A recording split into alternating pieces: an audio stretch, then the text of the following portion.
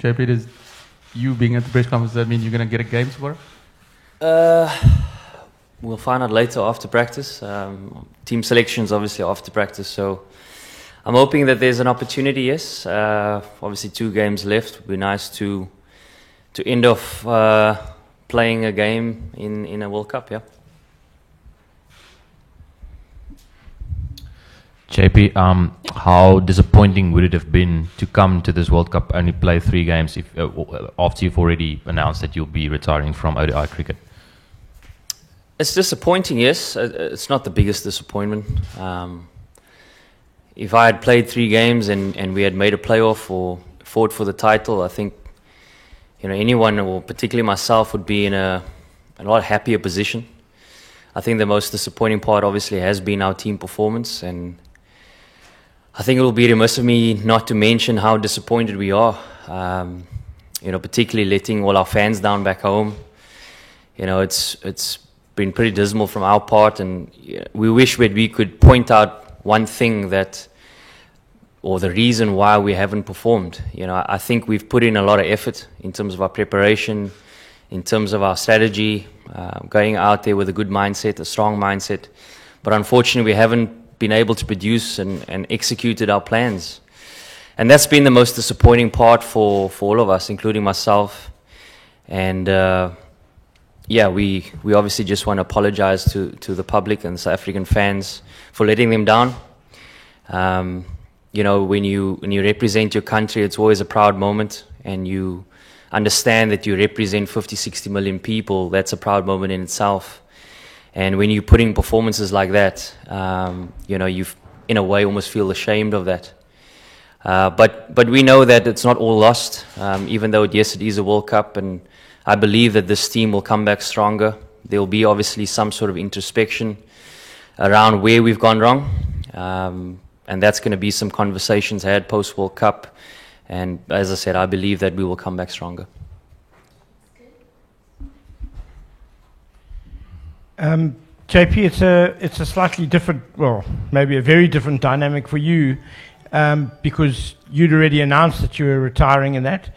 Just maybe if you can just give us some insight into how this tournament has felt for you, because you're retiring at the end, compared to some of the other guys who still have a future, who still have to carry on and pick up the pieces, if you like. Yeah, the last thing I would have thought is playing the first 3 games and being left out, particularly after a retirement call. But that's the nature of the beast, You never guaranteed a selection. Everybody has an opportunity not to be selected if you're not putting in performances. It's a bittersweet moment for me, wanting to end off on a real high in terms of international one-day cricket. But unfortunately, it wasn't meant to be. And I think the important thing for me is when you reflect post-World Cup is to see where I could have done better, but also you're kind of in a space of awe. Why I say that is because you're sort of looking back not only on a World Cup, you're looking back on a 15-year career. And that's something that I'm very proud of and very grateful for, to be able to date play 197 games. It's not something that I've thought about or dreamt of being a young boy. So, those are the sort of positives that you'll take away. But yeah, it is a little bit different for guys that will carry on, because they, as you said, have to pick up some of the pieces that have fallen in this World Cup. But I think that is what makes a strong South African team. We've always been resilient. We've always had opportunities to come back, and that's why I said there will be opportunities to come back, and I have no doubt that this team will come back stronger and be even more prepared and driven to put in a really good performance in 4 years' time. JP, if you can elaborate on that a bit, just what that process looks like. I mean, when the guys get home, what does Cricket South Africa do in terms of taking those steps to recover from this? I wish I could give you that answer. I'm not sure. Obviously, I heard reports that heads will roll, but if I look at our management staff and the amount of work they've put in over the last 2 years, and it's always a difficult one when they bear the most brunt of our performances. the important thing for us is to take responsibility for that and sort of stand up and be man enough to know that, we've come up short. They've given us the support, they've given us all the backing that we need to go out there and put in big performances, but unfortunately we are the ones that have come up short. So in terms of the decisions that Cricket South Africa make, that's out of my hands. That I don't know what decisions will be made. But going on the back of previous World Cups, there'll probably be some shifting, and I think that's a reality that we all understand.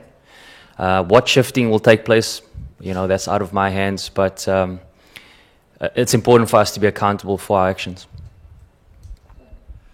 JP, is there we all know, South Africans in this room, about Vision 2019 and all of these things that went into this World Cup in terms of planning and everything else. It was possibly South Africa's most ever planned World Cup, and the team have been so utterly uncompetitive in most of their games. Does that make you think that science is lying? And is it a worry that, if you do all that, how can it go so badly? Is that a worry?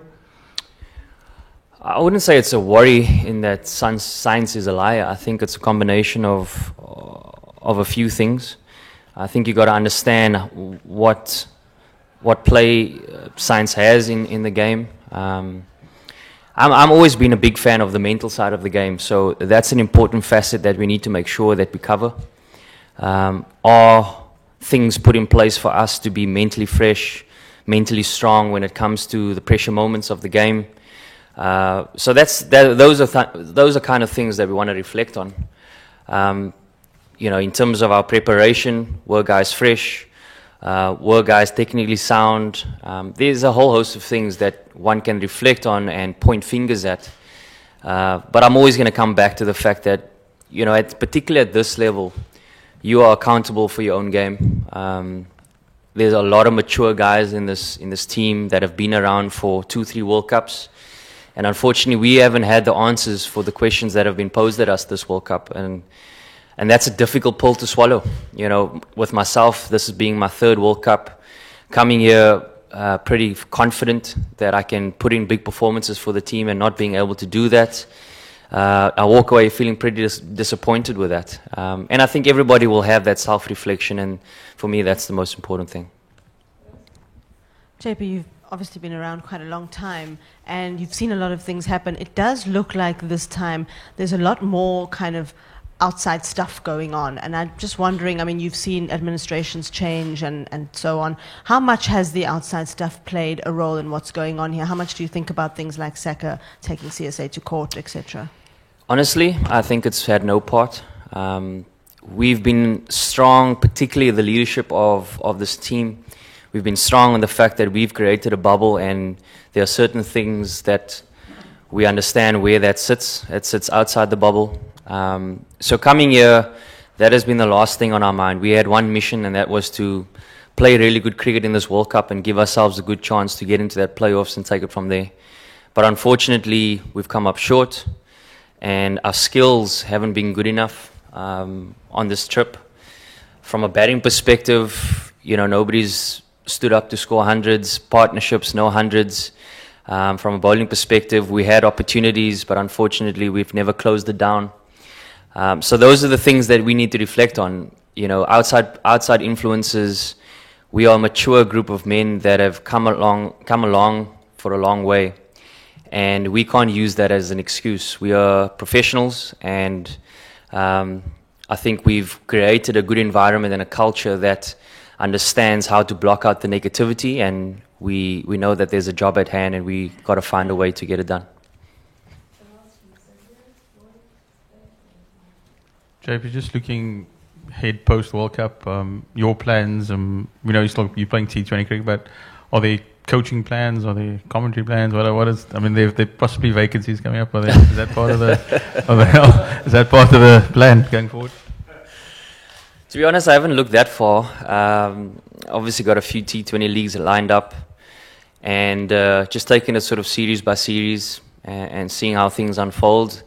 With getting older, the body takes its toll. So it's kind of just assessing that, understanding where my family is, young family growing up, so you want to be at home, and just kind of planning and thinking about what's next in terms of post-playing cricket. Obviously had a few stints in the commentary box, which I enjoyed, and hopefully I don't chirp the current players too much. JP, your career obviously you know will always be remembered for that 166 that you got against Australia, but kind of inconsistencies as you've gone along. How much are you using these last 2 games, if you are selected, to kind of leave on like a real high note and be remembered for 100 tomorrow?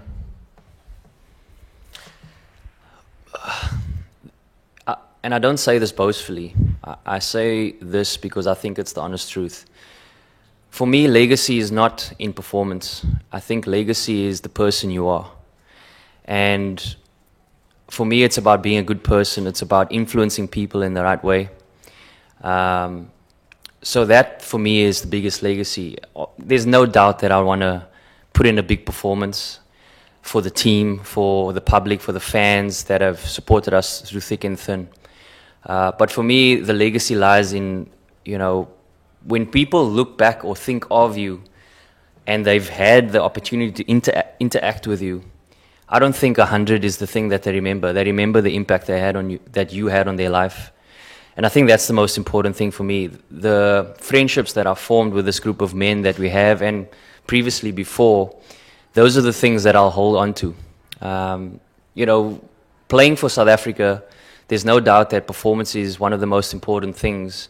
And it doesn't stop you from wanting to put in big performances. But ultimately, for me, that's not the end-all and be-all. JP, leave aside post-World Cup, how motivated are you guys to stop Sri Lanka in having a chance of qualifying for the semi-finals? They still have a couple of games left about tomorrow's game. No, I wouldn't say that's a mission of ours. I think the important mission for us is to play good cricket. The cricket that we know and the brand that we know we are capable of playing. And I think if we do that, particularly tomorrow and the game against Australia, we give ourselves the best chance of beating them. We've played good cricket against Sri Lanka, in Sri Lanka a few months ago, and recently in South Africa. So we know we can beat them. We know we can put in big performances. But the important thing is to look introspectively and how we're going to do that. We don't have a grudge against Sri Lanka to want to kick them out of the World Cup. It's not about that. I think the important thing for us is to make sure we put in a big performance. JP, you touched a little bit on the comments that have been made by former players. Do you feel as if though that that just becomes part of the job, that you become critical of the national team, especially when the team hasn't performed? And you yourself, as you've been in this position before in the commentary box. And what does the leadership group, the guys like Hash, Faf, yourself, who've been here for a long time, think about that sort of criticism, and does it harm the team? I think there will be certain guys that will take it personally, but again, like I mentioned earlier about the bubble, those kind of things stay outside of the bubble, and we try and keep it out as much as possible. But the difficulty with that is certain guys will have relationships with past players, and if a past player has a comment, whether it's a negative or positive, whatever it may be, it can possibly affect certain players. The important thing for me is that we understand the context of where it comes from and why it's coming from there.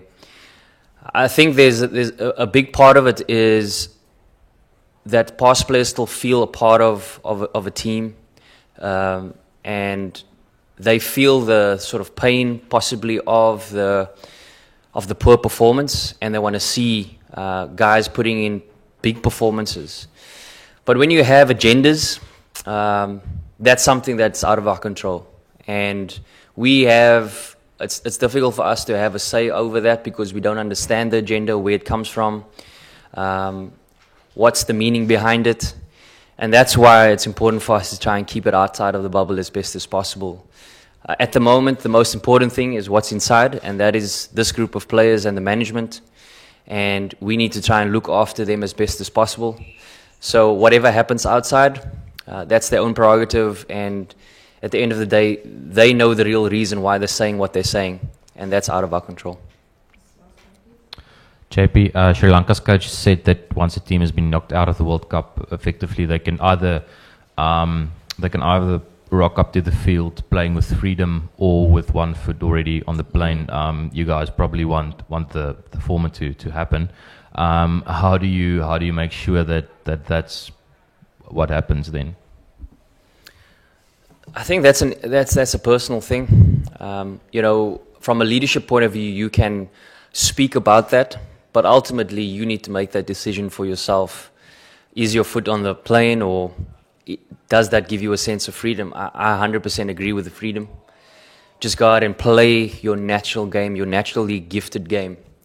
And that's not a cop-out. That's just an understanding that you have almost the license to just go out and play with the freedom that you were allowed to play with almost as a young kid, and play with a smile on your face, play to enjoy the game. And that's the kind of mentality that I certainly want to end off my international one-day career with. Just enjoying having fun with my friends on the field, and understand what a huge privilege it was to represent my country so many times. And you should never take it for granted. And if any of us has one foot on the plane, that means you're taking it for granted. And that's definitely something that we don't want to encourage.